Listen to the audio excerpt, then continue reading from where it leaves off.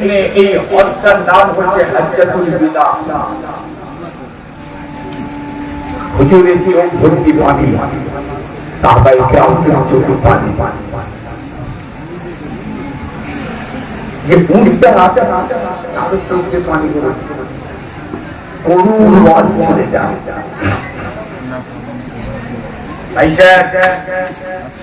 আমি আমাদের নবীর আরফার ময়দানের ১৫০০ বছর আগের ওয়াজের একটুখানি ইশারা দিলাম। আরো বলেছেন অনেক কথা।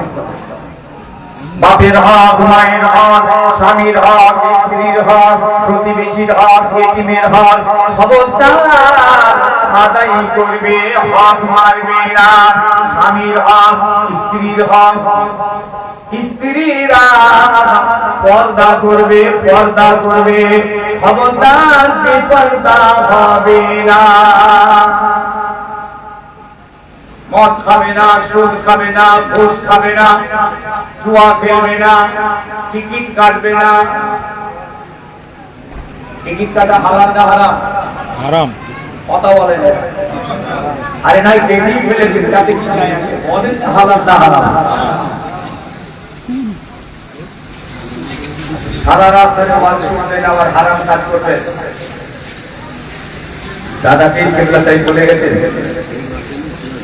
আপনি দাদা পীর কেবলা জিন্দাবাদ করবেন, হুজুর কেবলা জিন্দাবাদ করবেন, ফুলপুরা শরীফ জিন্দাবাদ করবেন, প্রতাপপুর জিন্দাবাদ করবেন, ভাই সাহেব জিন্দাবাদ করবেন।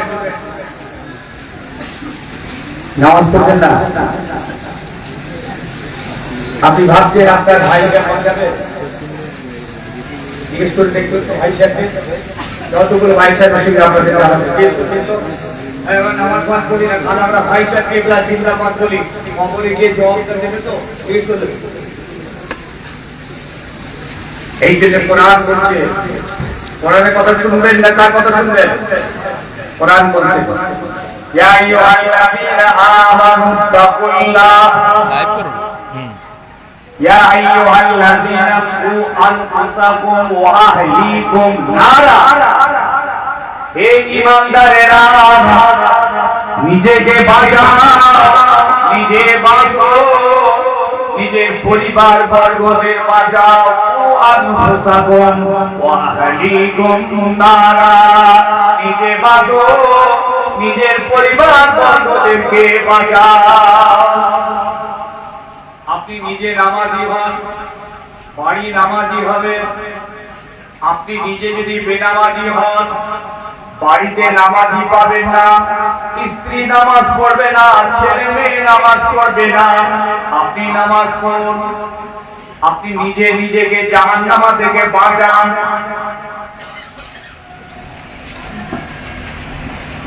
আল্লাহর নবী দয়ার নবী রাহমাতুল লিল আলামিন নবী ওয়াজ করছেন, ওয়াজ করতে করতে শেষের দিকে গিয়ে বললেন আমার সাহাবীরা তারাকতু ফীকুম আস-সাকালাইন, তারাকতু ফীকুম আমরাইন, কিতাবুল্লাহ ওয়া ইতরাতি, ওয়া ফি রিওয়ায়াতিন কিতাবুল্লাহ ওয়া সুন্নাতে রাসূলি।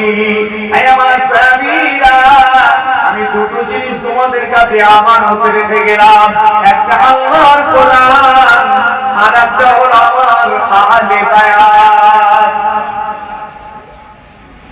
আওলাদে রাসূল, আহলে বায়াত, হাসান, হুসাইন, ফাতেমা, আলী, আমি রেখে গেলাম তোমাদের কাছে।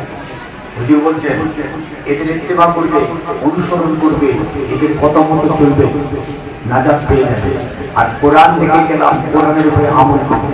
অন্য হাদিস এসেছে কোরআন আর রাসূলুল্লাহ হাদিস, এই দুটো আমানত দিয়ে গেছে। ভাই আমরা আমানত রেখেছি, জীবন একবার কোরআন শুনে বললাম না, দেখলেন তো কাজী সাহেব কোরআন পড়া যেন রহমত নাযিল। কোরআনের এমন ম্যাগনেট, কাফেরের দিল বলে যাবে, কাফের কাফের। যতগুলো কাফের মক্কায় ছিল, আল্লাহর নবী কোরআন আড়াল থেকে লুকিয়ে লুকিয়ে শুনতো, ওরা সহ্য করতে পারত না। কিন্তু গাজওয়ালি আর শেরকেশি করে মানত না। আবু জেহেল খুব জানত কোরআনটা সত্য হক, কিন্তু মানত না, এই জন্য কাফের। এবার আমার নবী ঘরের আড়ালে গিয়ে দাঁড়িয়ে দাঁড়িয়ে সারা রাত কোরআন শুনত।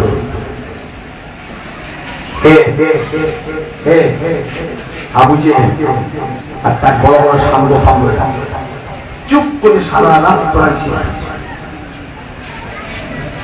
পরের দিন ওলামা কাছে সন্ধ্যা হওয়ার হয়ে গেছে, কেউ আর যাবে না, কারণ এটা যদি মক্কার লোকেরা দেখতে পায় তাহলে সব কোরআন শোনা শুরু করবে, সব ইসলাম গ্রহণ করে ফেলবে, কেউ যাবে না, সব কথাবার্তা ঠিক হয়ে গেল। পরের দিন সন্ধ্যাবেলা ভাবছে ও তো আসবে না, আমি যাই, এ ভাবছে ও তো আর আসবে না, আমি যাই। এই করতে করতে সব কথা আবার এসে দ্বিতীয় দিনে আল্লাহ নবীর ঘরে নাড়াবে না হয়ে গেল। কাফেররা কোরআন শুনতো। আজকে আমাদের ঘরে কোরআনটার কত অবস্থা দেখো, হাত দিয়ে বলুন তো, সেই যে তুলা আছে তো তুলাই রয়েছে, ধুলো বালি মামসায় জান পাচ্ছে, কোরআন এখন হাতও করি না, কোরআন খুলেও দেখি না, কোরআন তেলাওয়াত কথা কি অবস্থা। আর সেই ঘরে দেখবেন মদ আছে, সুদ আছে, ঘুষ আছে, জেনা আছে, চুরি আছে, বাপ মার খায়, মা মার খায়, স্বামী মার খায়, স্ত্রী মার খায়, যত রকমের রোগরানি সেই ঘরে, আর আল্লাহর কোরআন সেখানে মজুদ রয়েছে। আজকে এই কোরআন সারা পৃথিবীতে পৌঁছে গেছে ভাই সাহেব। ইহুদি নাস্তিক খ্রিস্টানদের ঘরে ঘরে সমস্ত ল্যাঙ্গুয়েজে কোরআন ট্রান্সলেট হয়েছে, সব বাড়িতে কোরআন পৌঁছে গেছে। তারা কোরআন নিয়ে রিসার্চ করে, গবেষণা করে, ব্লুপ্রিন্ট তৈরি করে, কোরআন থেকে তথ্য বার করে। আল্লাহর নবী বলেন দুটো জিনিস তোমাদের কাছে রেখে গেলাম, আল্লাহর কোরআন আর রাসূলের হাদিস। আজকে কি জায়গায় আছে বলুন, খারাপ লাগছে আপনাদের? ভাই বলবো নাকি না পাল্টে দেবো? জি বলুন। এটা সব কথা বলেন? জি। এরকম বলবো না পাল্টাবো? ঠিক আছে বলুন। আমি তো বলি পাঁচার যেটা বলছি তোর কথা আমি ভালো না লাগে কোরআন ঘর থেকে বার করে মসজিদে মাদ্রাসায় পাঠিয়ে দাও। তবু মসজিদ মাদ্রাসার ছাত্র মুসল্লিরা কোরআন পড়লে কিছু সওয়াব পাবে। তুমি যেভাবে কোরআন ঘরে ঘরে রেখেছো বছরের পর বছর, কোরআনের একটা বদদোয়া হাত আছে, তোমার বাড়িটা বরবাদ হয়ে যাবে কোরআনের হাতে বদদোয়ায়। অনুরোধ করছি যদি তেলাওয়াত না থাকে, কোরআনের প্রতি মহব্বত না থাকে, কোরআন হাতে ধরবার মতো যদি ইচ্ছা না থাকে, তো মসজিদে আর নাহায় মাদ্রাসায় পাঠিয়ে দাও। ঘরে কোরআন ভাবে রেখে কোরআনের বদদোয়া দেবেন না। হায় রাসূল পাক সাল্লাল্লাহু আলাইহি ওয়াসাল্লাম এই কথা বলার পরিপূর্ণ হাদিস পরে থেকে তুলেছেন। কিতাবে লিখছে হাতটা এইরকম করে তুলেছেন না, এইভাবে এই হাতটা এই বগল থেকে আলাদা হয়ে, এই বগলের এই ভিতরে সফিদি মানে সাদা অংশ দেখা যাচ্ছে, হাত এইরকম। আরফান মাইফান তো গায়ে চাদর জড়ানো আছে, হাত তুলেছে, তখন তো রাসূল হজ অবস্থায় আছে। হুজুর কেনান করেছে, কেনান হজ হলো অনেক বড়, ও ঠিক আছে আমরা কঠিন হজ, ওটা সময় বেশি লাগে, বুঝেছেন? আল্লাহর হাবিব সেই ইহরাম করা হাত তুলেছে, ব্যাস এই চাদর সরে গেছে, ভিতরে সাদা অংশটা দেখা যাচ্ছে। আল্লাহ নবী সবথেকে ফর্সা মানুষ ছিলেন, হাত তুলে কি বলছিলেন? আয় আল্লাহ, আমার গুনাহগার উম্মত উম্মতীদের জীবনের গুনাহগুলোকে মাফ করে দিন আল্লাহ। উম্মত উম্মতীদের নাজাত দিন আল্লাহ। গুনাহগার উম্মত উম্মতীদের উপরে রহমত নাযিল করুন। আল্লাহর হাবিব এই দোয়া চাইছেন, আল্লাহর হাবিবের কাছে আমিনকে পাঠিয়ে দিয়ে বললেন, এই জিবরিল আমার নবীকে নিয়ে বলো হাতটা নামিয়ে দিবে। আমি আমার হাবিবে এই মোনাজাত কবুল করে দিলাম। আমার হাবিবকে বলো, আমার হাবিবের কাছে আরফান ময়দান কবুল হয়ে গিয়েছে। আজ থেকে আমার নবী কোন গুনাহগার উম্মতি যদি আরফান ময়দানে এসে যদি রব্বে রব্বে রব্বে রব্বে বলে আমার কাছে মাফি চাই, আমি আল্লাহ তার জীবনে গুনাহগুলোকে সব মাফ করে দেবো। সুবহানাল্লাহ। চিৎকার করে বলেন সুবহানাল্লাহ। সবাই মিলে বলুন সুবহানাল্লাহ। গুনাহ মাফি হওয়ার জায়গা হলো আরফা। হাজি সাহেবদের একটাই কাজ খালি কাঁদা, যে যত পারে খোদার কাছে কাঁদে আর খোদা তাদের গুনাহগুলোকে মাফ করে দেয়। তাহলে কি বোঝা গেল? নবী পাক সাল্লাল্লাহু আলাইহি ওয়াসাল্লাম কোরআন আর হাদিসের দুটো আমানত দিয়ে গেছেন আমাদের মধ্যে। সেই আমানত প্রত্যেকের জন্য ওয়াজিব আমানতের হেফাজত করা। প্রত্যেককে, শুধু আলেম ওলামারা করবে তা নয়, প্রত্যেককে এই আমানতের হেফাজত করবে। নামাজ পড়ে, রোজা রেখে, হজ করে, যাকাত দিয়ে, কুরবানি করে, সত্য বলে, মদ ছেড়ে, সুদ ছেড়ে, ঘুষ ছেড়ে, চুরি ছেড়ে, ডাকাতি ছেড়ে, বদমাশি ছেড়ে, খুন খারাপি ছেড়ে দিয়ে এরা আল্লাহর দ্বীনের হেফাজত করবে। এই জিম্মাদারিটা আল্লাহ আমাদের সকলের উপরে দিয়ে গেছে। ভাই আমার, বাবা আমার, ও সোনার বাড়ি যুবক জওয়ানেরা, আল্লাহর কোরআন নাযিল হয়ে গেল। ইন্নামাল খামরু ওয়াল মাইসিরু ওয়াল আনসাবু ওয়াল আজলামু রিজকুম মিন আমালিশ শায়াতিন। আল্লাহর কোরআন নাযিল হয়ে গিয়েছে বাবা, মদ হলো হারাম। ইন্নামাল খামরু ১,৫০০ বছর আগে এই মদ হারাম হয়েছে, আর ১,৫০০ বছর ধরে পৃথিবী জমিনে মদের ওয়াজ চলছে। এখনো পর্যন্ত কিছু মুসলমানের ঘরে মদ তোলা আছে। কোরআন ১,৫০০ বছর আগে বলে দিয়েছে মদ রাখা, মদ খাওয়া, মদ কেনা, মদ বিক্রি করা সব হারাম। ইন্নামাল খামরু ওয়াল মাইসিরু, জুয়া খেলা হারাম। ওয়াল আনসাবু, ওট পূজা হারাম। ঠাকুরের পূজা করা, ঠাকুরের সামনে গিয়ে মাথা নিচু করা, ঠাকুরের প্রসাদ খাওয়া হারাম। যদি কেউ খেয়ে গেলো নতুন করে ঈমান আনতে হবে। রাষ্ট্রীয় দেখাচ্ছ, ভালোবাসা দেখাচ্ছ, বন্ধুত্ব দেখাচ্ছ, এই দেখাতে দেখাতে সবাই সবাই দেখিয়েছো, ভালো করেছো, একদম মণ্ডপের সামনে চলে গেছে। চাইতে বলছে কিরে সেলিম ভাই ভালো আছিস? আই তাই ভালো হয়েছে, মায়ের প্রেসার একদম কলা পাতা করে দিয়ে দিলে সন্দেশ, বাতাসা, কলকাতা ও ভাবলে বাপরে বাপরে বাপ, জিনিসটা আমার পেয়েছি। আমার সে আমার এমনি খাবে না, এত ভালো স্বভাব। বিসমিল্লাহ বলি, যেটুকু ইমান ছিল টিন টিন করছিল শেষ হয়ে গেছে। বাহ বাহ বাহ, ইমানটাই না, নতুন করে ইমান আনবে। তাহলে বোধ পূজা হারাম, জুয়া খেলা হারাম, মদ খাওয়া হারাম, আর শেষে বলছেন ওয়াল আজলামু, লটারি খেলা হারাম। লটারি চলে নাকি? এই ছেলেরা শুনছি নাকি আমাকে 6 টাকায় নাকি 1 কোটি। 6 টাকায় 1 কোটি বলিস আমার মতো বুঝলে তো পাল্টে যাবে। 6 টাকা না বললো, এরকম 6 টাকায় বললো 1 কোটি টাকা। শুধু ফেরেশতা এসে মানা করলে কেউ শুনবে বলে আমার তো চিন্তা হয়।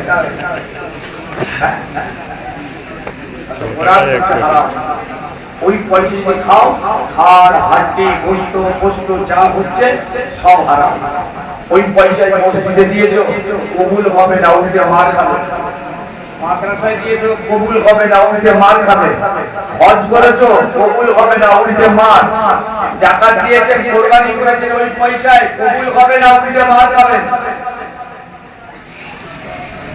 বাঁচার জন্য বলে যাচ্ছি, আমাদের চরিত্রকে ভালো করতে হবে। কোন চরিত্র গ্রহণ করবেন? আজকে আমার সমাজের ছেলে মেয়েরা তো ইহুদিদের চরিত্র, খ্রিস্টান নাসারা বেদি মুশরিকদের কালচার কৃষ্টি তাদের রীতিতে আসক্ত হয়ে পড়ছে, তাদের চাল চলন তাদের লাইফস্টাইলকে পছন্দ করছে। আমার রাসূলুল্লাহ তরিকা, রাসূলুল্লাহর আদর্শ, রাসূলুল্লাহর রীতি চাল চলন তাদের কাছে নেই, বাড়ি থেকে বার করে দিয়েছে। যদি বাঁচতে চাই, জাহান্নাম থেকে নাজাত পেতে চাই, যদি জান্নাতি হতে চাই, একটাই রাস্তা খোলা আছে ইমানদার। লাকাদ কানা লাকুম ফি রাসূলিল্লাহি উসওয়াতুন হাসানাহ। আল্লাহ বলেন তোমাদের বাঁচার একটাই পথ, সুন্দর রাস্তা তোমাদের রাসূলের মধ্যেই আছে। তোমরা রাসূলের ইত্তেবা করো, বাঁচার রাস্তা খুঁজে পাবে। সুবহানাল্লাহ। একদল বেরিয়েছে রাসূলকে দেখতে পারে, একটা বেরিয়ে এই যে জলসা করছেন বলছে বেদাত, নবী দিবস করা হারাম। এই এক গোয়াকে মেরে দিয়েছে সমাজে। বুঝেছে? আমরা নবীর ওসিলা দিয়ে যদি হাত তুলি বলে ওটা শিরক। কি বলতে জানেন? মদিনাতে দোয়া কবুল হয় না, হাদিস কুরআনে কোথাও নেই। কত বড় কথা দিয়ে রাসূলদের ওই সব সমাজের আলেমরা হজ করতে গেলে মদিনায় যায় না, তাহলে হজের সঙ্গে মদিনার কোনো সম্পর্ক নেই। হজের চ্যাপ্টার আলাদা, মদিনায় যেতে হবে কেন? এই সব আলেমরা সোশ্যাল মিডিয়ায় ইউটিউবে ব্যাপক প্রচার ঘটিয়েছে, সারা ওয়ার্ল্ডে সোশ্যাল মিডিয়ায় ছড়িয়ে দিচ্ছে এই সমস্ত বিগড়ে যাওয়া আকীদার কথা। ছেলেরা ওই সমস্ত আলেমদের ওয়াজ শোনা না যায়। বলে যাচ্ছি, ইউটিউব বক্তাদের ওয়াজ শুনতে যেও না, ঈমান চলে যাবে। বলছে আবু জেহেলের ঈমান আছে, আবু জেহেল আল্লাহকে মানত, ১,৫০০ বছর তিনি সেদিনে নবীর ওয়াজ চালু হয়েছে। আজ পর্যন্ত কোন সাহাবা তাবে আইম্মায়ে মুজতাহিদিন তরিকার ইমাম বড় বড় পীরানে তরিকাতে কেউ এই কথা বলেনি। অথচ ওই আলে হাদিসের একজন ছেলে হালকা বয়স বলছে, জানেন আপনারা যাই বলেন আবু জেহেলের ঈমান আছে, কেন আবু জেহেল আল্লাহকে মানত। ওয়াজ কাদের শুনবেন? ঈমান ধ্বংস হয়ে যাবে। আপনারা কি জানেন আবু জেহেলের ঈমান আছে? এই ছেলেরা কি বলছো? জোরে বলো। না। এখন যদি ইউটিউব যদি এই ওয়াজটা শোনো, কিভাবে নেবে? শুনলেন? ও জানে না আবু জেহেল আল্লাহকে মানত, এটা ঠিক। আল্লাহ এক, এটাও ও জানত, এটাও ঠিক। কিন্তু ও আল্লাহর সঙ্গে আরো কিছু খোদা, কিছু ইলাহ, কিছু মাবুদ ও অংশীদার করত। আল্লাহকে আল্লাহ বলে মানত, আরো কিছু আল্লাহ ও মানত। লাত, উজ্জা, হুবল, মানাত, এইগুলোকে ও আবার আমার আল্লাহর সঙ্গে জুড়ে দিত। এই জন্য কাফের। আমরা এক লাখ শরীক আহাদ, এক আল্লাহকে মানি, দ্বিতীয় কোন আল্লাহ আমাদের নেই, কোন ইলাহ নেই, কোন মাবুদ নেই। কিন্তু আবু জেহেল এক আল্লাহকে আল্লাহ বলতো, আরো তাদের আল্লাহ নিয়ে এসে আমার আল্লাহর সঙ্গে অংশীদার বানিয়ে দিত। এই জন্য কাফের। আজকে আমার ছেলেরা যে সব ইউটিউবের ওয়াজ শোনে ওই সব আলেমদের এরা কোথায় যে দাঁড়াবে বলতো এরা কি করে বাঁচবে মদিনায় দোয়া কবুল হয় না হাদিস কোরআনে কোথাও নেই মদিনায় দোয়া কবুল হয় হায়রান দেখা পৃথিবীতে আজ পর্যন্ত কোন আলেম ওলামা ইমাম ভাষায় কেউ এই কথা বলেননি হঠাৎ নতুন করে ওই আলেমগুলো তো মদিনায় দোয়া কবুল হওয়ার কোনো গ্যারান্টি নেই হাদিস কোরআনে কোথাও বলা নেই যে মদিনাতে দোয়া কবুল হবে খারাপ লাগছে অথচ আল্লাহ নবী বলেছেন মান যারা কবরি ওয়াজাবাত লাহু শাফাআতি আল্লাহ নবী জানিয়ে দিলেন ও দুনিয়ার মানুষেরা যারা আমার মাজার জিয়ারত করবে আমি রাসূলুল্লাহ আমার উপরে তাদের জন্য সুপারিশ করাটা ওয়াজিব হয়ে যাবে সুবহানাল্লাহ যারা কবরি ওয়াজাবাত লাহু শাফাআতি আল্লাহ নবী বললেন যারা মদিনা শরীফে এসে আমার রওজা পাকে দাঁড়িয়ে আমার উপরে সালাম দেবে আমার মাজারটা জিয়ারত করবে আমি মুহাম্মদুর রাসূলুল্লাহর জন্য তাদের সুপারিশ করাটা ওয়াজিব হয়ে যাবে কত বড় নসিব এই মৌলবী কি বলছে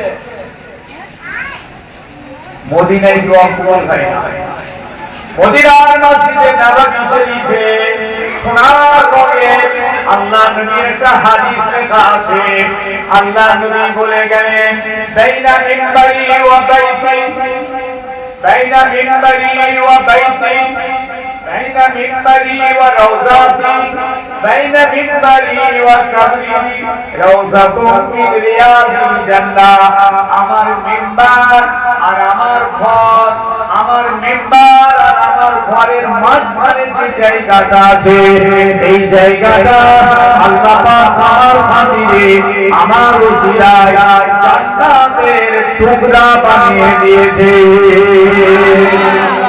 ওই জান্নাতের টুকরাতে যে নামাজ পড়বে সে যেন জান্নাতের ভিতরে নামাজ পড়েছে তেলাওয়াত করবে জান্নাতের ভিতরে তেলাওয়াত করেছে আল্লাহর কাছে দুটো হাত তুলে যদি মুনাজাত করে জান্নাতের ভিতরে তার মুনাজাত কবুল হয়ে যাবে বেহুদা মৌলভী সাহেব বলে কিনা মদিনায় দোয়া কবুল হয় না আমি এই কথা বলে আমার সমাজকে বোঝাতে চাইছি সব আলেমের ওয়াজ শোনা যাবে না বিশেষ করে যেসব ইউটিউব বক্তা সোশ্যাল মিডিয়ায় লিখেছে খুব ভয়ঙ্কর পরিস্থিতি আপনারা শুনলে জানতে অবাক হয়ে যাবে বলছে 30 পারাতে কোরআন যে কোরআনের ভিতরে রূপও আছে ওই কোরআন আর চলবে না নাউজুবিল্লাহ বলে নাউজুবিল্লাহ বলছে ওই রূপও কোরআন চলবে না ভাবতে পারেন বলছে ভণ্ডদের লেখা ওই কোরআন আর চলবে না ওতে রূপও আছে বাংলাদেশের এই ঘটনা বলছে আমি কোরআন প্রিন্ট করছি রূপও তাতে রূপও থাকবে না আস্তাগফিরুল্লাহ আজকে ১৫০০ বছর কোরআন পাক কমপ্লিট সারা পৃথিবীতে সমস্ত জাতের ঘরে কোরআন লৌহে মাহফুজে কোরআন আর তুমি কি আজকে আমার নতুন একটা কোরআন পাঠ করছো সব আকীদা বিগড়ে গেছে ঈমান মুতাবিক গিয়েছে যুব সমাজ বিভ্রান্ত করে জাহান্নামে করে দিয়েছে পাঁচার যেটা বলে যাচ্ছি ফুলফা শরীফের দাগাপীর কিবলাত সিলসিলার মতদর্শের আলেমদের ওয়াজ শুনলেন হানাফি মাসলাকের আলেমদের ভিতরে যাদের জানা বোঝা চেনা এই সব আলেমদের ওয়াজ শুনবেন সব আলেমের ওয়াজ শুনতে যাবেন না কি বলছি জানেন আরেকটা বলে দিই বলবো নাকি বলছেন নবী মানছি না নবী মারা গেছে মাটির নিচে চলে গেছে, সাধারণ মানুষের মতো উনি শুয়ে আছে, আর নবুয়ত নেই, ওহী নেই, জিবরিল আমিন আর আসে না, অতএব উনি আর কোনো পাওয়ার ওনার নেই, সাধারণ লোকের মতো কবরে শুয়ে রয়েছে। যতদিন বেঁচে ছিলেন নবী ছিলেন, এখন আর নবী নয়। জীবনে শুনেছেন এই কথা? জি, 1000 বছর চলে গেছে, মুহাদ্দিসিনরা চলে গেছে, বড় বড় ইমামরা চলে গেছে, মানুষের মতো শুয়ে আছে, তার পাওয়ার নেই, এই কথাটা শুনি। এই নতুন ফিরকা নতুন দল পেয়েছে, বলে নবী দল চুকা, वही खत्म हो गई, जिब्रील अमीन का आना जाना बंद हो गई, नबूवत खत्म हो गया, अब नबी नबी नहीं है, वो दूसरे इंसान के पहले जमीन के अंदर बड़े हुए कोई कीमत नहीं है। নাউযুবিল্লাহ, নাউযুবিল্লাহ। এই আকিদা যদি আমার ছেলেদের ভিতরে ঢোকে তো ঈমান বাঁচানো কঠিন হয়ে যাবে। আরো বলছে যে কিয়ামতের দিনে নবী কারো উপকার করতে পারবে না, কিয়ামতের দিনে নবী নিজে নিজেকে বাঁচাতে পেরেশান হয়ে যাবে। নাউযুবিল্লাহ বলেন, নাউযুবিল্লাহ, আরো জোরে নাউযুবিল্লাহ। বলছে নবী কিয়ামতের দিনে নিজে পেরেশান থাকবে নিজেকে বাঁচাতে, কারো কোনো উপকার করতে পারবে না। আস্তাগফিরুল্লাহ, আস্তাগফিরুল্লাহ। ওদের দাড়ি আছে, টুপি আছে, জামা আছে, ওয়াজ করছে, হাদিস বলে, কোরআন বলে, ওদের ঈমান নেই, ওরা মুনাফিক। তিরমিজি শরীফের হাদিস, বাবু মানাকিব রাসূলুল্লাহ সাল্লাল্লাহু আলাইহি ওয়াসাল্লাম, এই বাবেতে আল্লাহর নবীর হাদিস এসেছে, আল্লাহর নবী পরিষ্কার জানিয়ে দিচ্ছেন, আনা আউয়ালুন নাস ইযা বুইসু, আনা আউয়ালুন নাস ইযা বুইসু,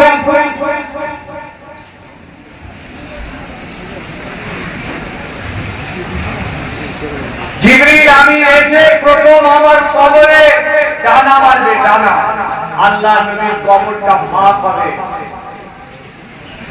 আল্লাহর নবীকে প্রথম আল্লাহ পাক কিয়ামতের মাঠে তুলবেন।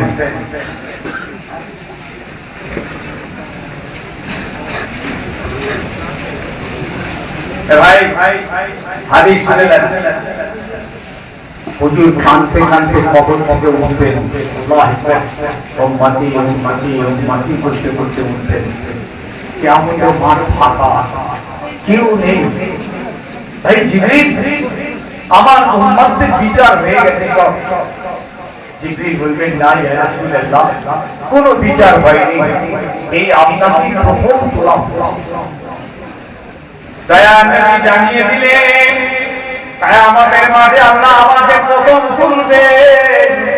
শুধু তাই নয়, আরশে আল্লাহ নিশ্চয় এক ধারে আল্লাহর নবী আমাকে, আল্লাহ পাক আমাকে দাঁড় করাবেন, এমন একটা জায়গায় দাঁড় করাবেন দুনিয়ার কোনো মানুষ ওখানে দাঁড়াতে পারবে না। শুধু তাই নয়, আল্লাহ পাক আমার শরীরে জান্নাতের পোশাক পরিয়ে দেবে। শুধু তাই নয়, আল্লাহ আমার হাতে একটা ঝান্ডা দেবেন, প্রশংসার ঝান্ডা। ওই ঝান্ডার নিচে সমস্ত নবী রাসূলরা এসে দাঁড়িয়ে যাবে। একটা জোরে বলেন সুবহানাল্লাহ।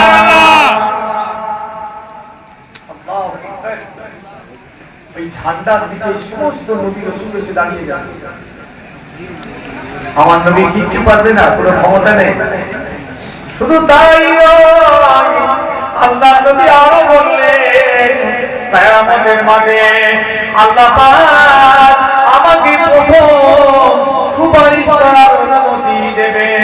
আনা আউয়ালু শাফিঈন ওয়া আউয়ালুল মুশাফফা, আল্লাহ পাক আমাকে প্রথম সুপারিশই করবেন, আর আমার সুপারিশটা আল্লাহ পাকের দরবারে কবুল হয়ে যাবে।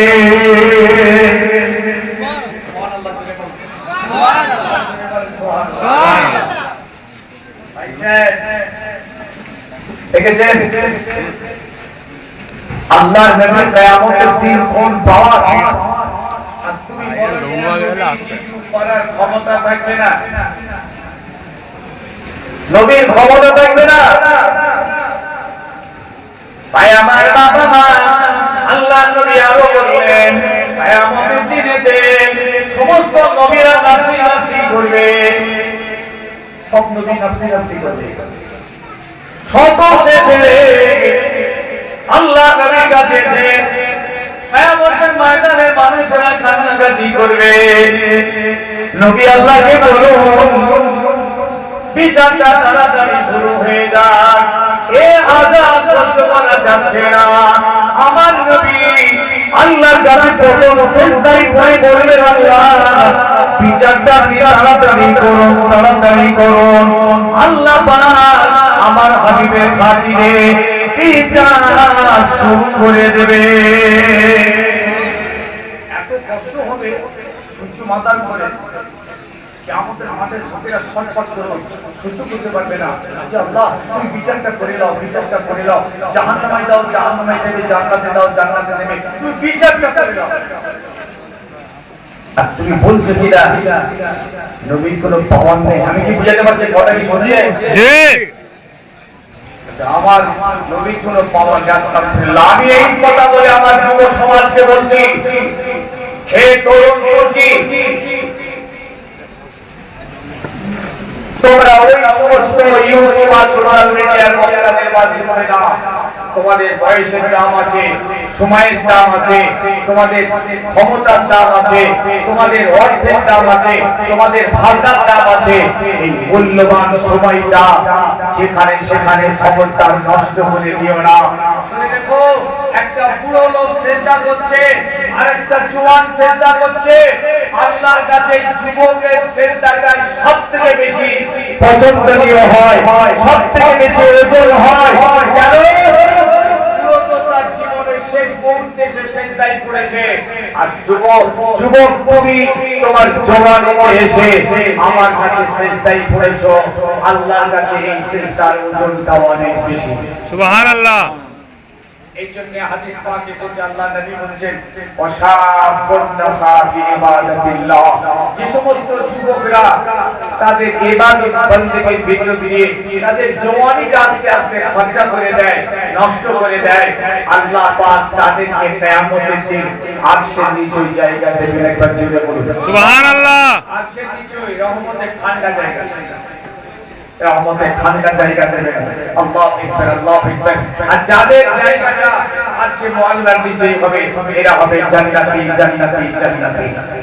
একবার জোরে জোরে আল্লাহুম্মা সাল্লি আলা সাইয়্যিদিনা মাওলানা মুহাম্মদ ওয়া আলা আলি সাইয়্যিদিনা মাওলানা। कितनी नहीं प्यारी रोजा को देखो, कितनी नहीं प्यारी रोजा को देखो, और गिलमान पर कुर्बान देखो, जन्नत से ठंडी हवा आ रही है, अल्लाह अकबर मेरे नबी के सामने आली, या रसूल अल्लाह, या रसूल अल्लाह, मुझ पर करम की नजर हो, तेरे दर पे आए हैं रंग के सवारी।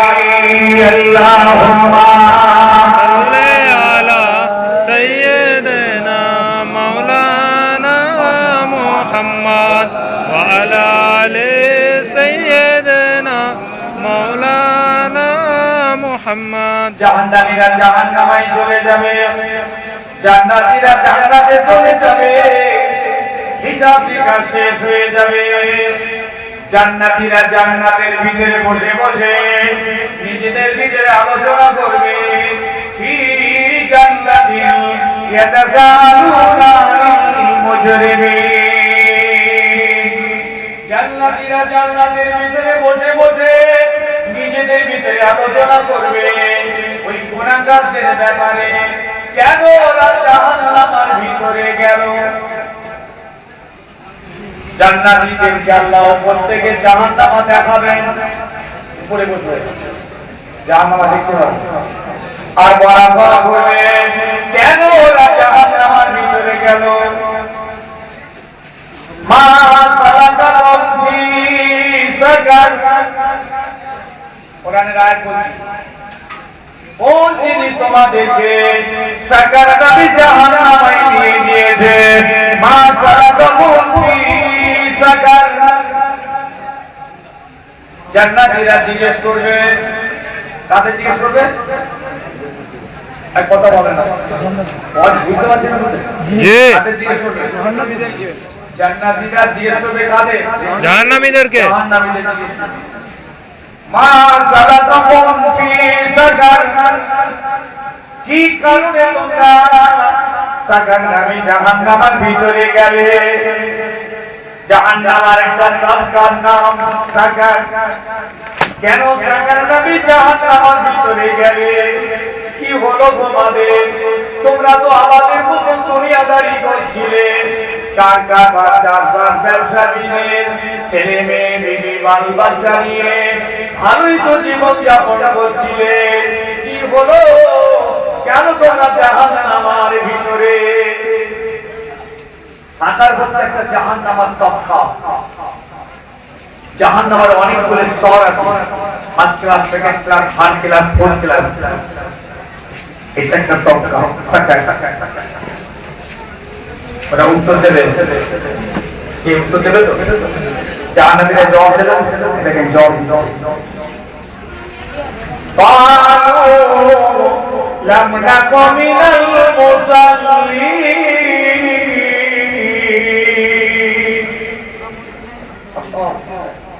ও দুনিয়ার মানুষেরা, আমরা দুনিয়ার জমিনে কোনদিন নামাজ পড়িনি। قالوا لم نكن من المصلين, ওগো দুনিয়ার জমিনে আমরা মুসল্লি হইনি, নামাজ পড়িনি, নামাজীদের শূন্য দিইনি, এই কারণে আমরা জাহান্নামী। একটা দ্বিতীয় জবাব দেবে, আর কি কারণে আমরা জাহান্নামের ভিতরে গেলি? 2 নম্বর, ওয়ালাম নাকুনু তু'মিনুল মিসকিন, ওগো দুনিয়ার জমিনে আমরা মিসকিন, ফকির, গরিব, বেওয়ারা এই শ্রেণীর মানুষগুলোকে কোনদিন খাওয়াইনি, সাহায্য করিনি।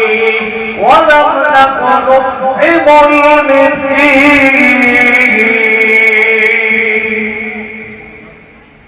নামাজ ভাবছেন আপনি সরিয়ে,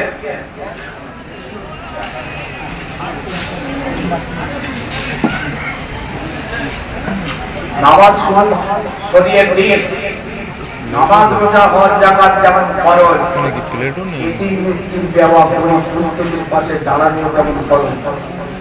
ঢাকা দেবার একটা কিছু কিছু নেই,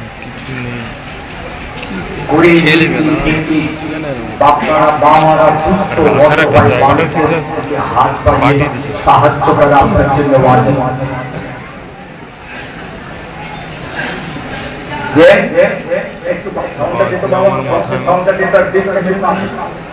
চাপ লাগছে,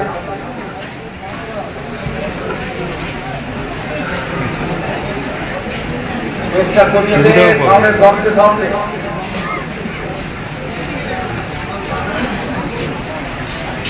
আর কি কারণে আমরা জাহান্নামের ভিতরে গেলি? সেটা সূর্য তো জি প্লিজ তোমাদের রক্তগুলো ইহুদিদের রক্ত নয়, খ্রিস্টানের রক্ত নয়, বেদির নাসারা মুশরিক কাফিরের রক্ত নয়। তোমাদের শরীরে ঈমানের রক্ত আছে, কলমার রক্ত আছে, মুসলমানের রক্ত আছে, উম্মতে রাসূলের রক্ত আছে। এই রক্তের লাগা নওজোয়ান যুবক, তোমরা রাসূলুল্লাহর সৈনিক, তোমরা কোরআনের সৈনিক, ইসলামের সৈনিক। তোমাদের দ্বারাই দিন জিন্দা হবে, ইসলাম জিন্দা হবে। তোমাদের দ্বারাই রাসূলুল্লাহর সুন্নাত জিন্দা হবে। সুবহানাল্লাহ। আমার এটাও বলে যাচ্ছি, যদি রাসূলুল্লাহর সুন্নাতের ক্ষতি হয়, দ্বীনের ক্ষতি হয়, তোমাদের মারা কি হবে? তোমরা ইসলামের বীর যুবক সৈনিক, রাসূলুল্লাহর ঝান্ডাকে মজবুত করে ধরো। ঝান্ডা ধরার মানে ওই হাই হাসান আর হাই হোসেন বলে যেমন তাজিয়া পাঠ করে দেখেছেন,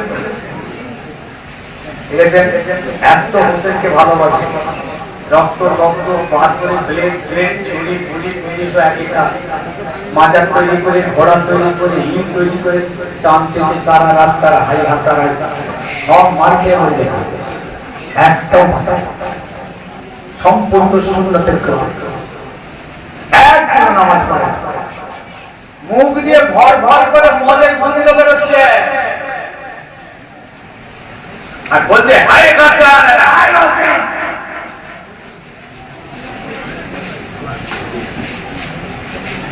আরে বাঁচার মতো কাজ করো, মহাব্বত করো।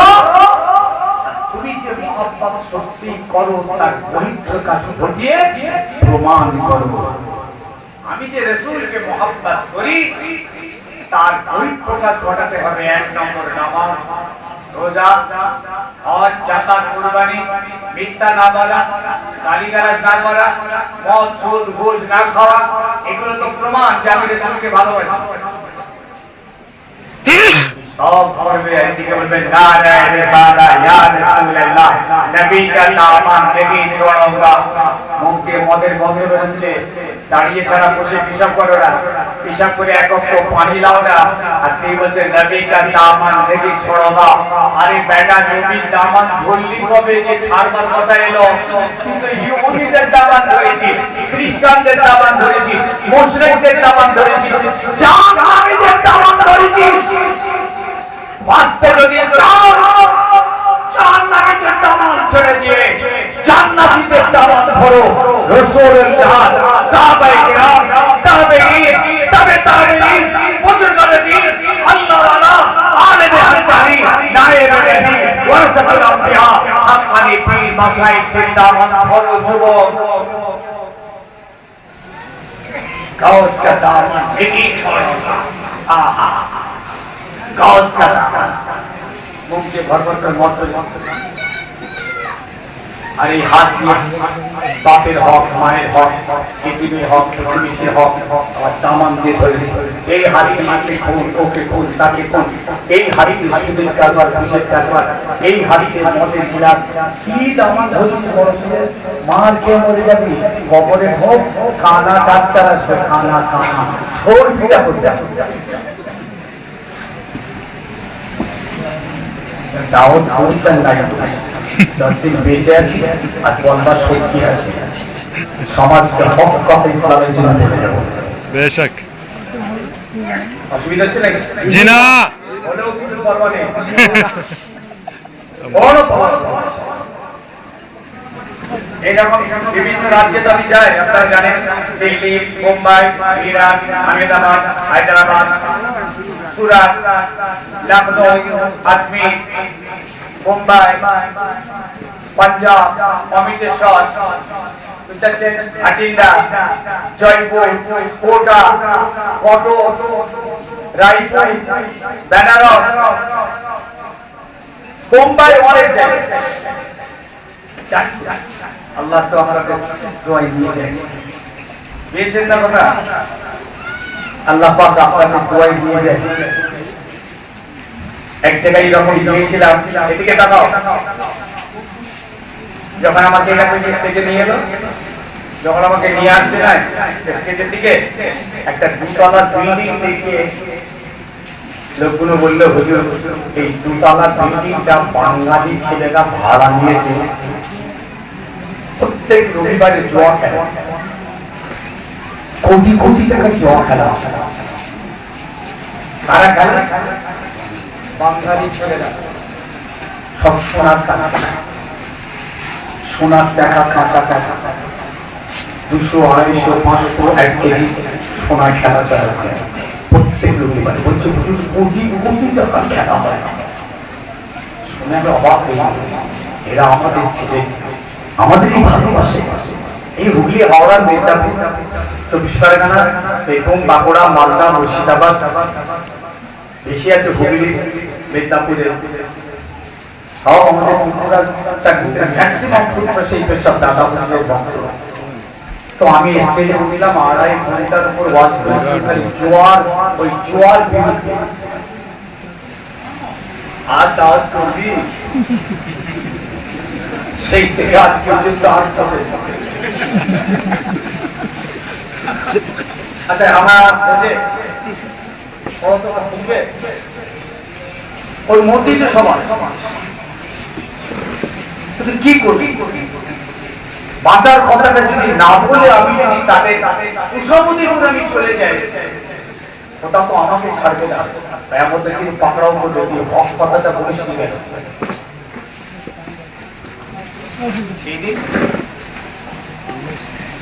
3 নম্বর, আর কি কারণে ওরা জাহান্নামের ভিতরে গেলি? জান্নাতীরা জিজ্ঞেস করবে আর কি কারণ ছিল? 3 নম্বর জবাব দেবে, ওয়াকুন্না নাকুলু মাল খায়রিন।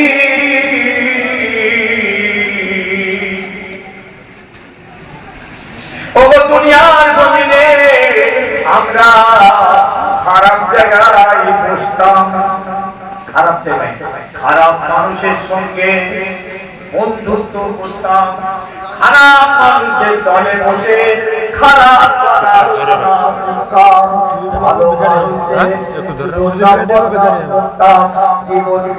পরচর্চা, পরনিন্দা, গালি গালাজ, মিথ্যা সাজা, কথাবার্তা বলতাম। অকুন্না নাকুলু মাল খায়রিন। শুনছেন? জি। ইমানদারদের জন্য সব জায়গায় বসা জায়েজ নয়। ইমানদাররা সব জায়গায় বসতে পারবে না। মুমিন মুসলমানের জন্য সব জায়গায় বসা চলবে না। কতগুলো জায়গা আছে যেগুলো বসা হারাম। চায়ের দোকানে বসে বসে গল্প গুজব করা, মাচা তৈরি করে সেখানে বসে ঘন্টার পর ঘন্টা গল্প গুজব, গীবত গিল্লা করা, সারের ঘাটে বসে বসে তাসের আড্ডা, জুয়ার আড্ডা, মদের আড্ডা, পার্টির আড্ডা, টিভির আড্ডা, ক্লাবের আড্ডা, গ্রাম আড্ডা, এইসব জায়গায় সমাজ ধ্বংস হয়। এখানে কোনো লাভ নেই, না দুনিয়ার না আখিরাতের। এই জায়গাগুলো ইমানদারদের জন্য নাজায়েজ। সোনার যুবক, আমি আমার কিছু মুরব্বীকে বলছি, আমি দেখছি বাংলায় এরকম কিছু মুরব্বী আছে, চুল দাড়ি পেকে গেছে, পুরো নামাজটা পড়ে সোজা চায় বা একটা মাছা বসে গেল 4-5 জন 6 জন। আরে বাবা রে বাবা, গীবত গিল্লা, পরচর্চা, পরনিন্দা, গালি গালা, কি না শুনে সব গুনাহ, একটাও নেকি নেই। গুনাহ জেনা করতে হবে না, জেনা করার দরকার নেই। ওই মুরব্বি বসে বসে জেনার থেকে বড় গুনাহ করছে ওখানে। রাসূলুল্লাহ বলেছেন, আল গীবাতু আশাদ্দু মিনাজ জিনা। গীবত গিল্লা করা জেনার থেকে বড় গুনাহ। অতএব আমার ইমানদার যুবক বাবাজি, ভাই, ছেলে, মা, বোন, বাঁচার জন্য বলে যাচ্ছি, কিয়ামতের আলামত আজকের আমাদের বাড়ির মেয়েরা পর্দা করে না, উলঙ্গ হয়ে বেড়ায়, অশ্লীল পোশাক পরে বেড়ায়, এবাড়ি বাড়ি এগেরাম ওগেরাম সেগেরাম ঘুরে বেড়ায়, হাতে ধরে বলছি মা এই কাজটা করো না, যেটুকু হবে আল্লাহ দেবে, তোমার স্বামী আনবে, বাড়িতে রান্না করবে আর খাবে, তুমি খালি চারটে কাজ করো। আমি আমজাদ ভুলে যাচ্ছি রাসূলুল্লাহর কথা, তুমি জান্নাতি জান্নাতি জান্নাতি। চারটে কাজ চারটে কাজ চারটে কাজ। 1 নম্বর আল্লাহর নামাজ আদায় করবে, 2 নম্বর রমজানে রোজা রাখবে, 3 নম্বর স্বামীটাকে খুশি রাখবে, 4 নম্বর নিজেকে পর্দার ভিতরে রাখবে। চারটে আল্লাহ রাসূল বলেছেন জান্নাতের 8টা দরওয়াজা, যে কোন একটা দরওয়াজা দিয়ে আল্লাহ পাক ওই মহিলাদেরকে জান্নাতে যাওয়ার অনুমতি দিয়ে দেবেন। সুবহানাল্লাহ। 8টা জান্নাতের দরওয়াজা খোলা আছে, বলবে যাও তোমার যেটা দিয়ে মন চাই তুমি জান্নাতে চলে যাও। চারটে কাজ মেয়েরা স্বামীর সঙ্গে ভালো ব্যবহার করবেন, নিজেকে পর্দার ভিতরে রাখবেন, আর নামাজ আর রোজা দুটো করবেন। যদি মালদার হন তাহলে হজ জাকাত কুরবানি আদায় করবেন। আর কি কারণে জাহান্নামের ভিতরে গেলি, আর কি কারণ ছিল তোরে, তখন তারা বলবে অকন্না নুকাযিবু বিয়াউমিদ্দিন, ওগো আমরা দুনিয়ার জমিনে আখিরাতে মানিনি, কিয়ামতে মানিনি, কবর থেকে আমাদেরকে কিয়ামতের মাঠে তোলা হবে, এটা কোনোদিন বিশ্বাস করিনি। আজকেও বর্তমানে সমাজের কিছু মানুষ আছে কবর থেকে যে আমাদেরকে আল্লাহ পাক কিয়ামতের মাঠে তুলবেন মানে না, কবরে যে আযাব হবে মানতে চায় না। কি বলছেন আপনারা, কি বলছেন, মানেন? জি। কবরের আযাব মানেন? সবাই মানেন? জি। একজন যদি না মানেন কাফের। আমাদেরকে আল্লাহ কবর থেকে আবার জেল তুলে কিয়ামতের মাঠে নিয়ে যাবে, মানে কলবাসে বাদাল মওত। কিন্তু ওরা বলছিল আমরা এটা মানি না, এইভাবে আমরা দুনিয়াদারি করেছিলাম। এক, নামাজ পড়িনি, 2, এতিমদের কোনোদিন সাহায্য করিনি, 3, নোংরা খারাপ জায়গায় খারাপ লোকেদের সঙ্গে বসে বসে খারাপ কথা বলে সময় কাটিয়েছি, 4, কিয়ামতকে কোনোদিন বিশ্বাস করিনি। এইভাবে আমাদের জীবনটা চলছিল। হাত্তা আতিনাল ইয়াকিন, এইভাবে চলতে চলতে মওত আমাদের হয়ে গিয়েছে। হাত্তা আতিনাল ইয়াকিন, তওবা করার সময় পাইনি, মাপ চাওয়ার সময় পাইনি, ক্ষমা চাওয়ার সময় পাইনি, আমাদের মওত হয়ে গিয়েছে। ইমানদার বাঁচতে হবে সোনার বাড়ি, এক্ষুনি মওত হতে পারে। আমি আমজাদ আমার অ্যাডভান্স, কোনো গ্যারান্টি নেই, কেউ বাঁচাবার ক্ষমতা নেই কারো, এক্ষুনি মওত। 7 বছরের 8 বছরের 5 বছরের পোতাটা মারা গেল, পৌত্র মারা গেছে, আর 70 বছরের দাদু বেঁচে আছে। 70 বছরের দাদু বেঁচে আছে, কি বলছে? 70 বছরের দাদু বেঁচে আছে, 60 বছরের 10 বছরের পৌত্র মারা গেছে। মওতের কোন অঙ্ক মিলবে? হিসাব মিলবে না, কোন হিসাব মিলবে না।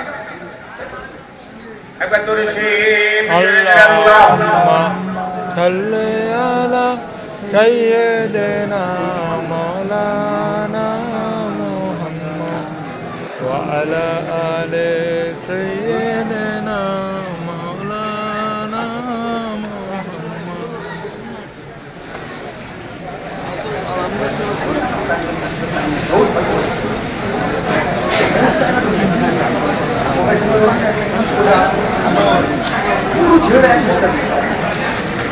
জোরে জোরে লা ইলাহা, খুব জোরে জোরে লা ইলাহা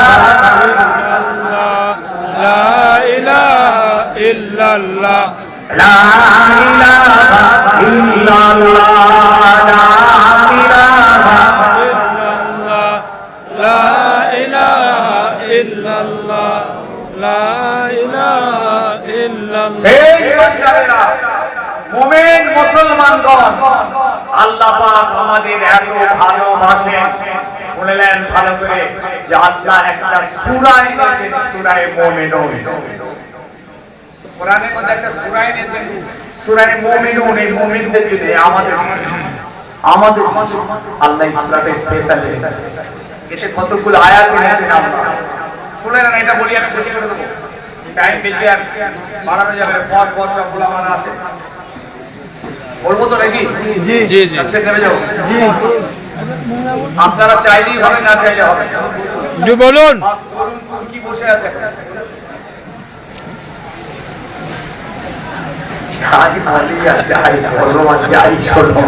নিজে আমল না করলে 14 বাঁচা যদি বলেন না হয়ে যাবে। আমাদের একটা লোক আছে যে বাঁচিয়ে বলে, বল না ভাই আমি যাই না, দেখে শুনে যত টাকা নিতে হবে, খালি বলবে যে তোমার কবরেও আজাব হবে না, কিয়ামতের মাসেও আর হবে না, বোঝা শুধু জান্নাতে পাঠিয়ে দেবে। আছে কেউ? এ ভাই আছে? একটা ভাই খালি আমাকে বল, যা টাকা পয়সা থেকে ঘর বাড়ি জমি বিক্রি করে সব পারবে। রাসূলুল্লাহ তার মেয়ে ফাতেমাকে বলেছিল, ফাতেমা তুমি আমার বেটি, আমল করো। আমি তোমার জন্য আল্লাহর কাছে দোয়া চাইতে পারি, কিন্তু আমি তোমাকে বাঁচাতে পারবো না। তুমি আমল করো, নিজে নিজে আমল করে বাঁচার চেষ্টা করো। কত বড় কথা বলছো, যিনি জান্নাতে সমস্ত মেয়েদের সর্দার হবে। তাই সূরা মুমিনুন শুনে দিকে তাকান। সূরা মুমিনুন, এই যে কোরআনের কথা আমি বলছিলাম, সারা পৃথিবী সব জাতের ঘরে কোরআন চলে গেছে। তারা পড়াশোনা করে, রিসার্চ করে। একদল আছে কোরআন গবেষণা করে করে ঈমান আনছে, একদল আছে কোরআন পুড়িয়ে ফেলছে, ছিঁড়ে ফেলছে, লাঠি মারছে, আর একদল আছে কোরআনের ভিতর থেকে তথ্য বার করে ইসলামের উপরে আঘাত হানছে, মুসলমানদের উপরে আঘাত হানছে। আমি একদিন সোশ্যাল মিডিয়ায় দেখছিলাম একটা তিলকওয়ালা দিকে তারা পণ্ডিত লোক, গেরুয়া জামা, গলায় মালা টালা আছে, বক্তব্য দিচ্ছে। মুসলমানদের এই যে কোরআন না, এটা বাজে কথা, এত বাজে বাজে কথা ওর মধ্যে বলা আছে, মুখে বলা যাবে না, লজ্জা। জানেন এই কোরআনের ভিতরে একটা সূরা আছে, দেখেন পড়াশোনা করেছে, দেখুন একটা সূরা আছে, সূরা মুমিনুন। এই সূরাটার এক জায়গায় কি বলেছে জানেন? বলেছে তোমরা তোমাদের দাসীদের সঙ্গে, বাদীদের সঙ্গে স্ত্রীর মতো ব্যবহার করবে। বলি বলছেন এই জন্য অনেক মুসলমানরা আমাদের ধর্মে চলে আসে। আমি কথাটা শুনলাম, শুনে আমি ভাবলাম অবশ্যই এক্ষুনি আমাকে ওরা ফলো করতে হবে, দেখতে হবে। দাসীদের একটা বিয়ে করার সময় ছিল, দাসীদেরকে বিয়ে করার জন্য জানি, কিন্তু এই যেভাবে বলেছে নিশ্চয়ই এই ব্যাখ্যা করছে না। তো আমি সূরা মুমিনুন বললাম, হচ্ছে তোমার কথা জি। আল্লাহ পাক সূরা মুমিনের ভিতরে কতগুলো কথা বলছে যে সমস্ত মুমিনদের ভিতরে এই গুণগুলো থাকবে, চরিত্রগুলো থাকবে, আল্লাহ পাক ঘোষণা দিয়েছেন তারা জান্নাতি জান্নাতি জান্নাতি। শুনবেন কোন গুণ? এই যে সবাই মুমিন বসে আছে, কোন সিফাত, কোন চরিত্র? কাদ আফলাহাল মুমিনুন। আল্লাহ বলেন মুমিনরা কামিয়াব হয়ে যাবে, নাজাত পেয়ে যাবে। কোন মুমিন? এক নম্বর আল্লাযীনা হুম ফি সালাতিহিম খাশিউন। ওই মুমিনটা যে তার নামাজটাকে ভয়ে সঙ্গে, খুশু সঙ্গে, করুণায় বিনয় সঙ্গে আদায় করবে। এক নম্বর মুমিন নামাজ পড়বে, কিছু মুমিন আছে নামাজ পড়ে না, কিছু ইমানদার নামাজ পড়ে না, আর কিছু মুমিন নামাজ পড়ে। এই মুমিনগুলোর জন্য আল্লাহ বলছেন যাদের নামাজটা অনুনয় বিনয় শূন্য হবে, আজিজের সারি শূন্য হবে, এই মুমিনটা জান্নাতি জান্নাতি জান্নাতি। জোরে বলুন সুবহানাল্লাহ। একটা। 2 নম্বর ওয়াল্লাযীনা হুম আনিল লাগবি মুরিদুন। ওই মুমিন যে মুমিনটা খারাপ জায়গা থেকে নিজেকে দূরে সরিয়ে নেবে, অসার জায়গা থেকে নিজেকে দূরে সরিয়ে নেবে। অসার বেকার জায়গা, যেমন ধরুন আপনি তাস খেলছেন, ওখানে না দুনিয়ার লাভ আছে না আখিরাতের লাভ আছে, মুমিন ওখান থেকে সরে চলে আসে। ওই মুমিনটা আমার আল্লাহ বলছেন জান্নাতি। 3 নম্বর ওয়াল্লাযীনা হুম লিয-যাকাতি ফাইলুন। ওই মুমিনটা জান্নাতে যাবে, ওই মুমিনটা কামিয়াব হবে যে মুমিন তার যাকাতটাকে হিসাব করে পাই আদায় দিয়ে দেবে। বাবাজি সব মুমিন যাকাত দেয় না, সবাই যাকাত দেয়? কিছু আছে সব যাকাতটাই হিসাব করে, কিছু আছে মোটেই দেয় না, কিছু আছে আদৌ সাধু দিয়েছে। আল্লাহ বলছেন ওই মুমিনটা জান্নাতে যাবে যে মুমিনটা তার যাকাতটাকে পাই হিসাব করে আদায় করে। 4 নম্বর সবাই তো মুমিন বসে আছে, দেখেন কোনটা আপনার আমার মধ্যে আছে, হিসাব করে নেন কোনটা আছে, আপনি জান্নাতে যাবেন। একটা চরিত্র আপনার ভিতরে পাওয়া গেলে আপনি জান্নাতে যাবেন। একটা হলো নামাজ ভয়ের সঙ্গে, 2 নম্বর হলো খারাপ জায়গা থেকে সরে আসতে হবে, 3টে হলো জাকাত দেবে, 4 নম্বর ওয়াল্লাযীনা হুম লিফুরুজিহিম ইউহাফিজুন। ওই মুমিনটা যে তার সর্বদাকে হেফাজত করবে, লজ্জা স্থানকে হেফাজত করবে, এই মুমিনটা আল্লাহর বড় পছন্দ। আল্লাহ পাক কথা দিলেন ওই মুমিনটাকে আমি আমার জান্নাত নসিব করে দেব। শরমগাহ হেফাজত এইখানটাই ওই তিলকওয়ালা আঘাত হেনেছে। ভালো করে শোনেন, ওই তিলকওয়ালা বদমাইশ, তাহলে শরমগাহ হেফাজত বলি আল্লাহ ছাড় দিচ্ছে। শরমগাহ হেফাজত করে হয়ে যাবে নাকি? ছাড় দিচ্ছে ইল্লা আলা আজওয়াজিহিম, তবে তাদের জন্য তাদের স্ত্রী হালাল। হালাল না হারাম? হালাল। স্ত্রী তার স্বামীর জন্য হালাল না হারাম? হালাল। আরে কথা বলে না, হালাল হালাল হালাল। এখানে শরমটাকে আর হেফাজত করতে হবে না। ইল্লা আলা আজওয়াজিহিম হালাল আও মা মালাকাত আইমানিহিম, এই কথাটা দিলে বলা হয়েছে। এবং তোমাদের যে দাসী আছে বাদী, এই দাসী বাদী তোমাদের জন্য হালাল। আল্লাহ পাক পুরো ছাড় দিয়ে দিলেন। 2টো জায়গায় শরমগাহ হেফাজতের দরকার নেই। মারাত্মক ব্যাপার। একটাই তো জানি স্ত্রী, আবার দাসী কোথা থেকে? এবার স্ত্রী একটা হতে পারে, 2 হতে পারে, 3টে হতে পারে, 4টে হতে পারে একসঙ্গে, এটা আলাদা কথা।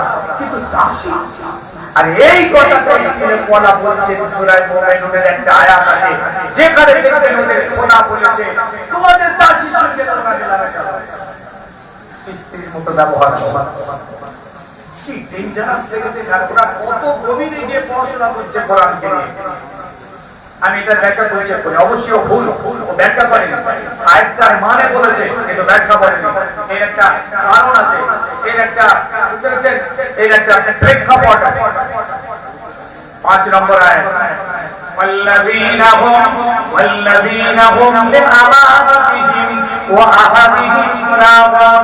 ওই মুমিনটা জান্নাতে যাবে, এই মুমিনটা আমানতের হেফাজত করে আর ওয়াদা করে ওয়াদা পূরণ করে। আমানতের হেফাজত, আপনার কাছে মসজিদের টাকা, মাদ্রাসার টাকা, ইসাসুসের টাকা, ঈদগার টাকা, কবরস্থানের টাকা, লেবারের টাকা, জনগণের টাকা, এতিমের টাকা আমানত ছিল, আমানত আছে, ওয়াকাফ সম্পত্তির টাকা আমানত আছে, সব লুটে লুটে খাচ্ছেন। এই আমানত যারা রাখবে আল্লাহর নবী আল্লাহ বলছেন এরা জান্নাতি, আর ওয়াদা করে ওয়াদা পূরণ করবে এরা জান্নাতি। সেরে বলুন সুবহানাল্লাহ। তাহলে আমানতের হেফাজত আর ওয়াদা করলে ওয়াদা পূরণ করবে, এই মুমিনটাকে আমার আল্লাহর পছন্দ। আর একটা والذين هم في صلاتهم يحافظون, যে সমস্ত মুমিনরা পাঁচ ওয়াক্তের নামাজকে ওয়াক্তে ওয়াক্তে হেফাজত করবে, ফজরের নামাজ ফজরে, জোহরের নামাজ জোহরে, ঠিক ওয়াক্তে ওয়াক্তে নামাজ আদায় করবে, এই মুমিনটা আল্লাহর প্রিয়, আল্লাহ পাক জান্নাতের ওয়াদা করেছেন। আপনি এরকম নামাজ পড়লে হবে না, ফজরের নামাজটা জোহরবেলা পড়ছে, জোহরেরটা এশাই পড়ছে, কি মাগরিবেরটা এশাই পড়ছে, কাজা করে, এটা নয়। এতটাই আপনাকে নামাজের গুরুত্ব বুঝতে হবে যে প্রত্যেক ওয়াক্তে ওয়াক্তে যদি আপনি নামাজটা পড়তে পারেন। কিন্তু আমরা তো পাচ্ছি না, হয়ে যাচ্ছে না। হওয়া যাচ্ছে না, সবসময় হচ্ছে না, কাজা হয়ে যাচ্ছে। এই আয়াত কিন্তু সেই জায়গায় নয়, এই আয়াত তাদের জন্য যারা ঠিক ঠিক ওয়াক্তে ওয়াক্তে তার নামাজ আদায় করে। এই পর্যন্ত আল্লাহ মুমিনদের জন্য খুশির খবর দিয়ে দিচ্ছেন। এবার চরিত্র যাদের এই সব আছে, ভালো গুণ যাদের মধ্যে আছে, কি কি গুণ বললাম? এক, নামাজটাকে ভয়ে শুনে পড়বে। দুই, খারাপ জায়গা থেকে সরে আসবে। তিন, যাকাত থেকে ঠিকভাবে আদায় করবে। চার, শরমটাকে হেফাজত করবে। পাঁচ, আমানতের খিয়ানত করবে না, ওয়াদা ভঙ্গ করবে না। ছয়, পাঁচ ওয়াক্তের নামাজ ঠিক ওয়াক্তে ওয়াক্তে আদায় করবে। এই পর্যন্ত বলার পর আল্লাহ পাক আপনাদের জন্য খুশির খবর দিয়ে দিচ্ছেন। আল্লাহু আকবার, শুনুন, সুবহানাল্লাহ বলবেন। কি রকম খুশির খবর দিয়ে দিচ্ছেন আপনাদের? উলাইকা হুমুল ওয়ারিসুন, ওই সমস্ত মুমিনরা জান্নাতের মালিক হয়ে যাবে। সুবহানাল্লাহ। উলাইকা হুমুল ওয়ারিসুন, এরা ওই সমস্ত জান্নাতের ওয়ারিস হয়ে যাবে, মালিক হয়ে যাবে, অংশীদার হয়ে যাবে। কোন জান্নাত? এরা মালিক, অংশীদার হয়ে যাবে। কিসে? والذين هم يرثون الفردوس, সুবহানাল্লাহ। والذين هم يرثون الفردوس وهم فيها خالدون, ওই সমস্ত মুমিনরা জান্নাতুল ফিরদাউসের মালিক হয়ে যাবে। এরা জান্নাতের ভিতরে প্রবেশ করবে, ওহম ফিহা খালিদুন, কোনদিন আর পার হবে না। সুবহানাল্লাহ। আল্লাহ আপনার জন্য কত নিয়ামতের ওয়াদা করেছেন, কত খুশির সংবাদ দিয়েছেন। মুমিনদেরকে আল্লাহ কত ভালোবাসেন। মুমিনদের জন্য একটা সূরা এনেছেন। এত খালি বর্ণনা দিলাম, এইবার একটুখানি এই কথাটা আমাকে ক্লিয়ার করতে হবে, হবে না? হবে না? জি জি। কোন কথাটা? তিলক বলার দিলাপাড়ার কোন কথাটা? দাসীদের যে স্ত্রীর মতো ব্যবহার করা যাবে, এটা অসম্ভব। আর এই হুকুম যদি বলে দিয়ে চলে যায়, তাহলে এটা খুব রিস্ক হয়ে যাবে। এই কথাটা এই পর্যন্ত ছেড়ে দিয়ে গেলে আপনারা বলবেন কালকে হুজুর বলে গেছে। কি মুশকিলে পড়লি তো। দাসীও হারাম, অপনাশের মাথায় পা হয়ে যাবে।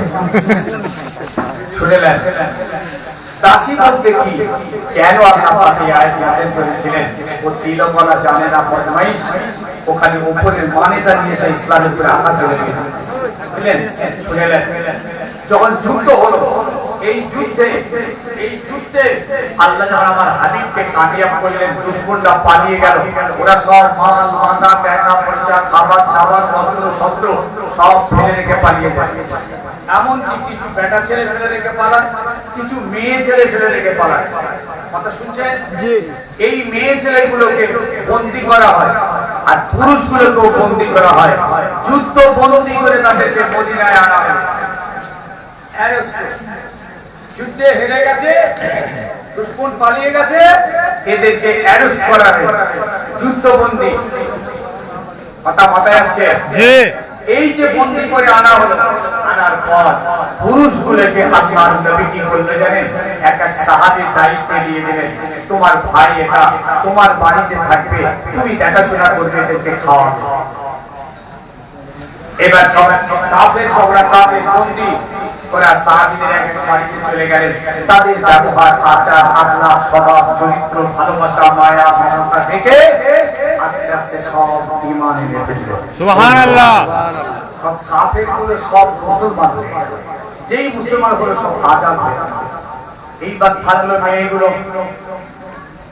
এইগুলোকে কার কাছে রাখবে? কোথায় পাঠাবে?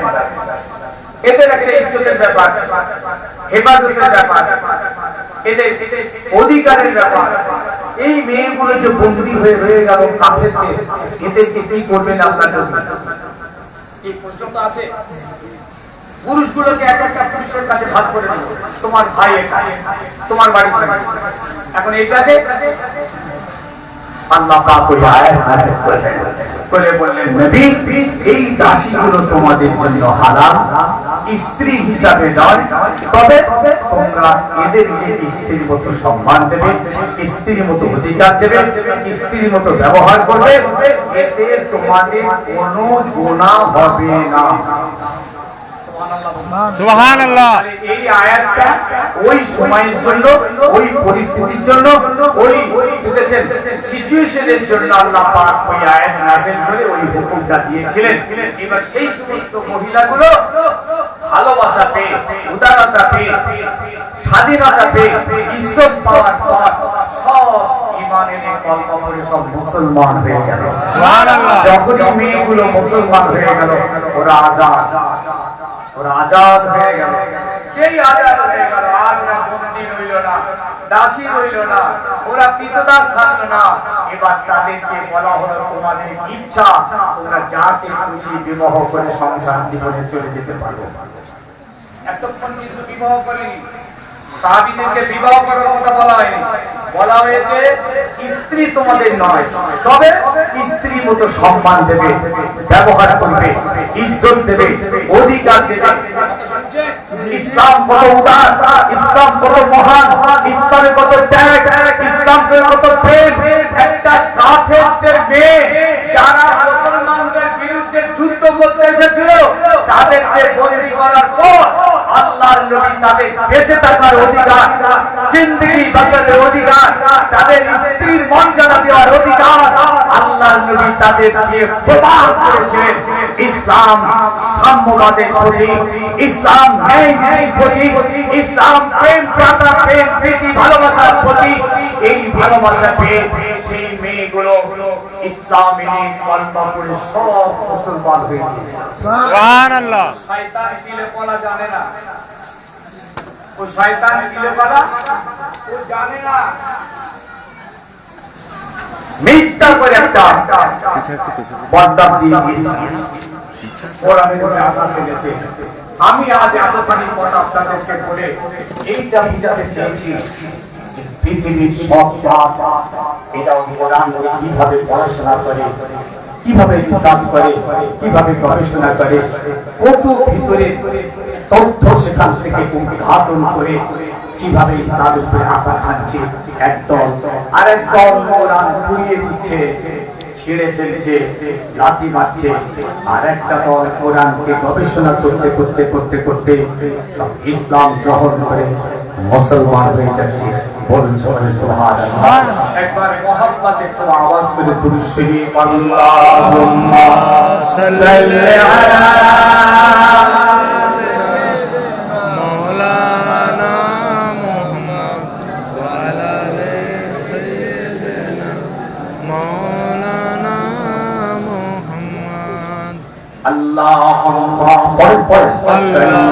আলা سيدنا مولانا محمد وعلى آل سيدنا खुदा مولانا खुदाई है अज्ञान क्या समझेगी अल्लाह तो देता है मिलता है मोहम्मद से बलगल औला माशाअल्लाह माशाअल्लाह بجماله حسنت جميع خصاله صلوا عليه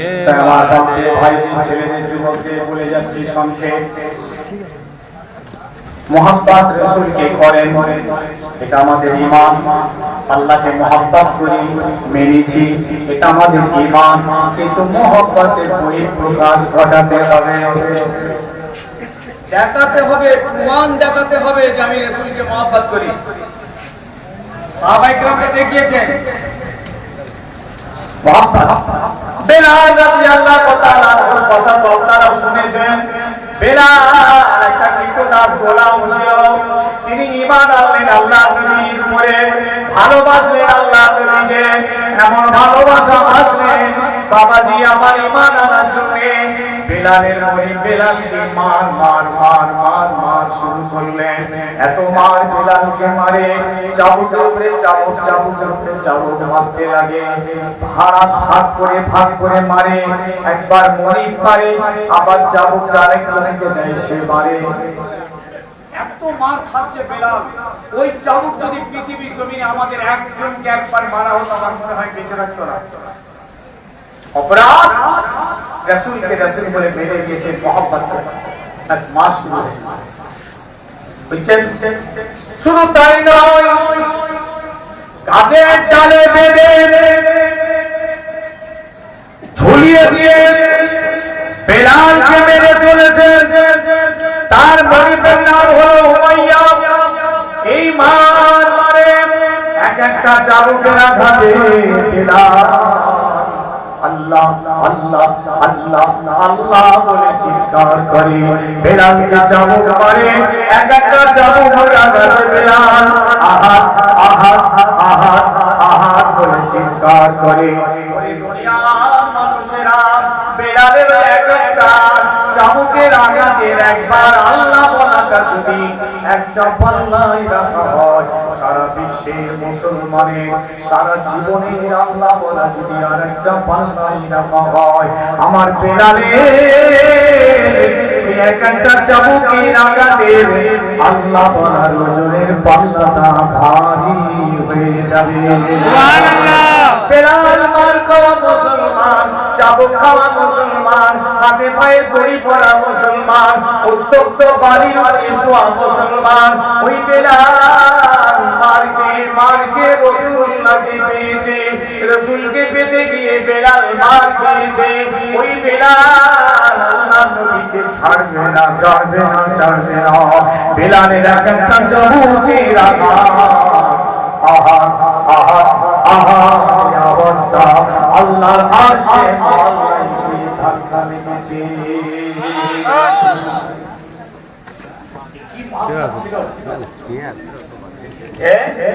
এর কোনো ওজন আছে? এর কোনো ওজন নেই। বেলালের এই যে আঘাত চলছে ইমানের উপরে, বেলাল রাসূলকে ছেড়ে পালালো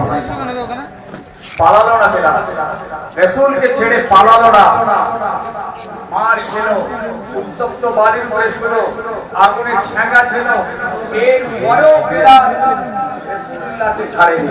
আল্লাহু আকবার। অতএব এদের ঈমান, এদের বাপ, এদের দাদা, এদের পূর্বপুরুষ কেউ ঈমান আনেনি, একমাত্র রাসূলুল্লাহকে জীবনটা কুরবান করে